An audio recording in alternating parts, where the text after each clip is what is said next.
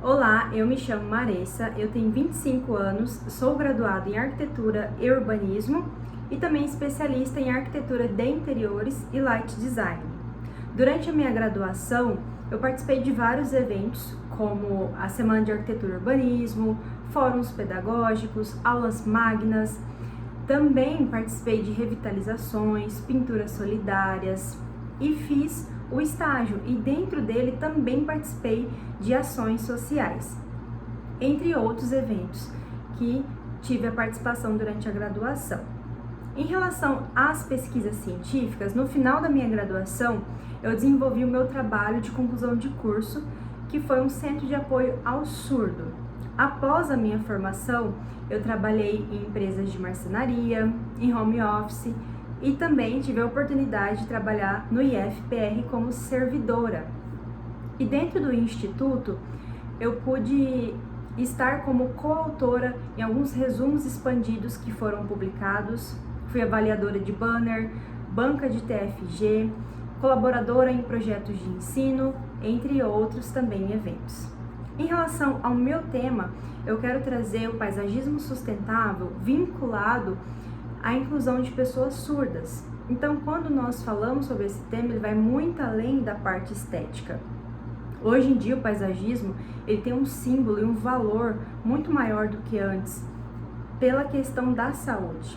Mas quando pensamos em paisagismo, muitas das vezes nós já conectamos ao sustentável, pelo fato de ser verde, de ter vegetações, mas não é bem assim. Tem um profissional chamado Ricardo Cardim, que ele comenta que nós temos muito mais plantas exóticas do que plantas nativas. E muitas das frutas que nós consumimos são exóticas, a maioria delas. E quais são as consequências disso? Essas plantas exóticas cada vez mais vão tomando o lugar das demais. E aqueles bichinhos que se alimentavam das plantas nativas, eles vão perdendo esse recurso. Além do mais, grande parte deles são responsáveis pela polinização, pelo replantio dessas plantas, e isso vai se perdendo. Então, em volta do paisagismo sustentável, existem vários fatores que são importantes, que estão conectados às relações com as águas, com a diminuição do aquecimento global, a questões de saúde e bem-estar. E quero trazer a parte da inclusão, porque muitas das vezes nós podemos nos questionar como projetar para essas pessoas. Tem alguma diferença? Porque quando não tem ou perde parte desse sentido, os outros são aguçados. E nós, como profissionais, podemos intencionalmente projetar, fazer esse paisagismo que tenha significado na vida dessas pessoas.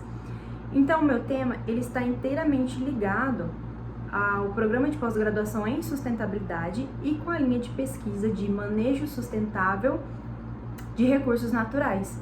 Exatamente para esse vínculo de querer recuperar o ciclo natural, de usar técnicas de baixo impacto, de trazer também essa manutenção da biodiversidade.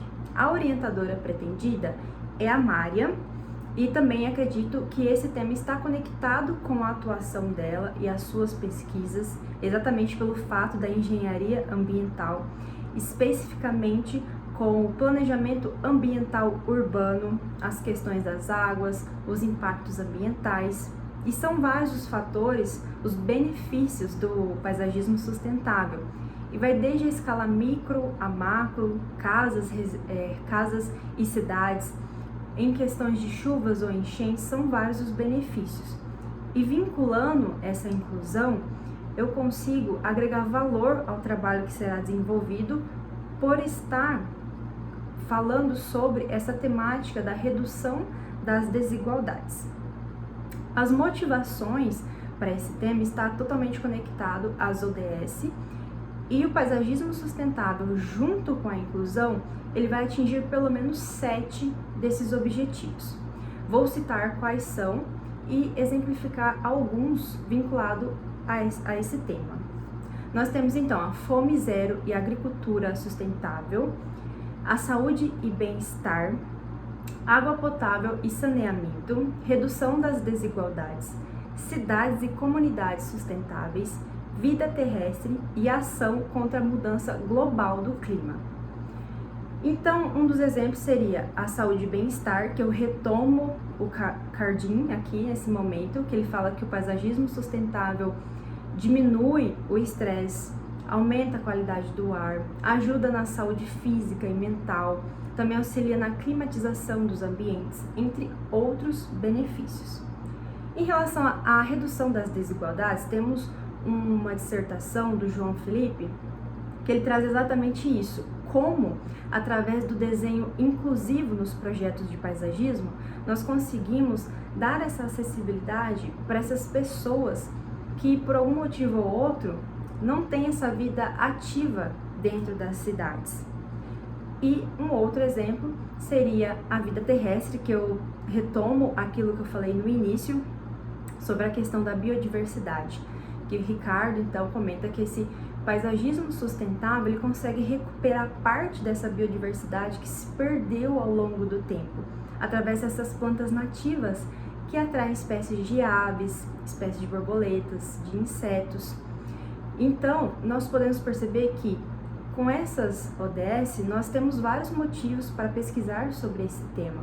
O quão significativo ele é em várias áreas, essa conexão da sustentabilidade com a arquitetura, e como nós podemos atingir esses objetivos da ONU através do paisagismo sustentável vinculado à inclusão.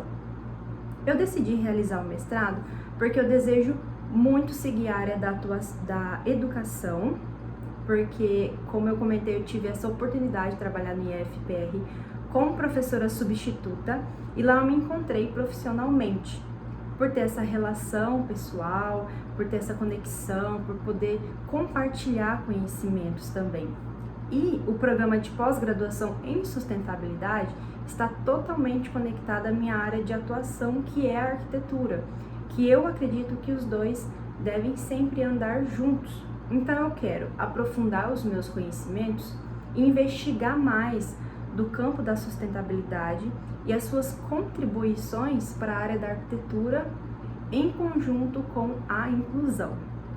Por fim, atualmente eu não tenho vínculo empregatício, então eu quero me dedicar ao máximo às atividades do PSU e para isso eu quero reservar 30 horas semanais, atendendo às demandas do PSU, as atividades, participando das aulas, em realizações de artigos, fazendo o que for melhor possível para contribuir para um bom trabalho, além de também desenvolver e estar conectada com a minha orientadora pretendida, atendendo as demandas dela e realizando um bom trabalho com a minha pesquisa com esse tema.